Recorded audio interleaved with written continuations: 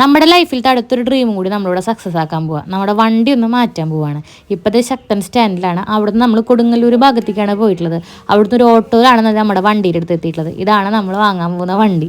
പാച്ചുതേ വണ്ടിയുടെ ചുറ്റും നടന്ന് നോക്കുന്നുണ്ടായിരുന്നു. നമ്മൾ അതിന് ശേഷം കരാറൊക്കെ എഴുതി പൈസയൊക്കെ കൊടുത്ത് വണ്ടി നമ്മുടെ സ്വന്തമാക്കിയിട്ടുണ്ട്.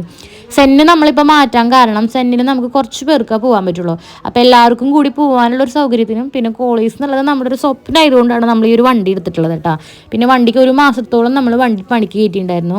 ചെറിയ ചെറിയ രീതിയിലുള്ള പണികളൊക്കെ ഉണ്ടായിരുന്നു. അത് മോഡിഫിക്കേഷൻ, സീറ്റ്, പിന്നെ അതിൻ്റെ പാച്ച് കറക്റ്റ് ആക്കുക, പിന്നെ പെയിൻറ്റിങ്, അങ്ങനെ കുറേ പണികളൊക്കെ ഉണ്ടായിരുന്നു. അതൊക്കെ ചെയ്ത് കഴിഞ്ഞ് വണ്ടി നമ്മുടെ കുളിച്ച് കുട്ടപ്പനായി എത്താന്ന് പറയില്ല, അതുപോലെയാണ് നമ്മുടെ വണ്ടി എത്തിയിട്ടുള്ളത് കേട്ടോ.